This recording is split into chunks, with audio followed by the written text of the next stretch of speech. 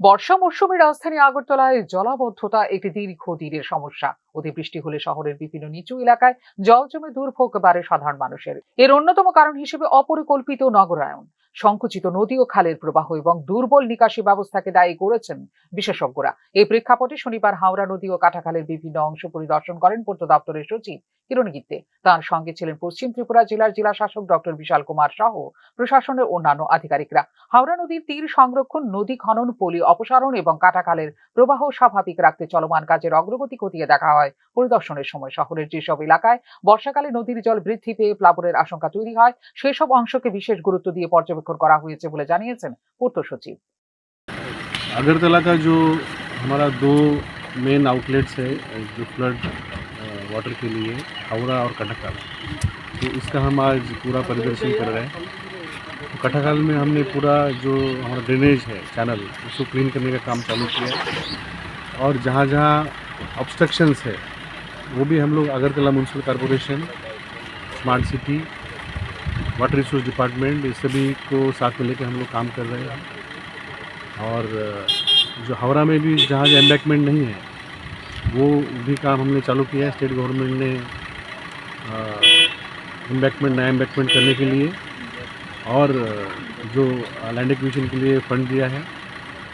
Last year माननीय मुख्यमंत्री महोदय ने विधानसभा में एश्योरेंस दिया था कि हावड़ा में जो 650 मीटर में जो एम्बैकमेंट नहीं वो हम लोग बनाएंगे, और उसी एश्योरेंस को आगे लेके हम लोग काम कर रहे हैं। হাওড়া নদী আগরতলা শহরের প্রধান জলধারা। বর্ষাকালে অতিবৃষ্টির ফলে এর জলস্তর দ্রুত বেড়ে গেলে শহরের নিকাশি ব্যবস্থা চাপে পড়ে। অন্যদিকে কাটাখাল শহরের ড্রেনেজ ব্যবস্থার একটি গুরুত্বপূর্ণ অংশ, যার মাধ্যমে নিষ্কাশন হয় অতিরিক্ত বৃষ্টির জল। কিন্তু সময়ের সঙ্গে সঙ্গে খালের প্রস্থ কমে যাওয়া, পলি জমা এবং অপরিকল্পিত নির্মাণের কারণে এর স্বাভাবিক প্রবাহ বাধাগ্রস্ত হয়েছে বলে রয়েছে অভিযোগ।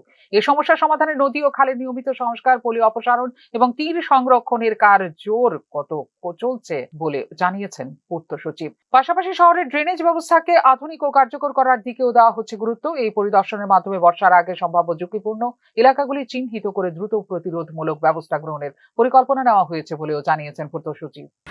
हम लोग आशा करते हैं कि इस साल जब बारिश होगी तो हावड़ा और कटकल से कोई ओवरफ्लो नहीं होगा, तो हमारे शहर में पानी नहीं आएगा। और जो शहर में जो पानी होता है ये दो नदी को छोड़ के, तो हमारे पंप सिस्टम्स अभी काफ़ी एफिशिएंटली काम करते हैं। करीब आधा घंटा 1 घंटा में पूरा पानी शहर से निष्कासित हम लोग कर सकते हैं।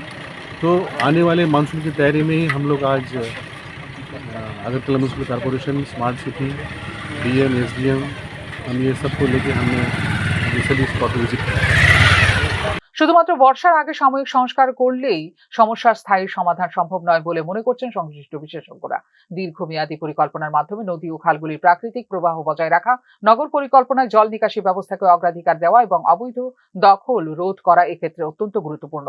অন্যথায় বর্ষা এলে একই সমস্যা পুনরাবৃত্তি হওয়ার আশঙ্কা থেকে যায় প্রতি বছরে। এই পরিস্থিতিতে প্রশাসনের আগাম প্রস্তুতি অবশ্যই একটি ইতিবাচক পদক্ষেপ। তবে এই উদ্যোগ যেন কেবল পরিদর্শনের মধ্যে সীমাবদ্ধ না থাকে, বাস্তব উন্নয়নমূলক কাজের মাধ্যমে আগরতলাকে ভবিষ্যতে জলাবদ্ধতা ও সম্ভাব্য প্লাবনের ঝুঁকি থেকে মুক্ত করতে সক্ষম হয়, এমনটাই প্রত্যাশা আগরতলাবাসীর। ফিওরো রিপোর্ট, নিউজ নাও।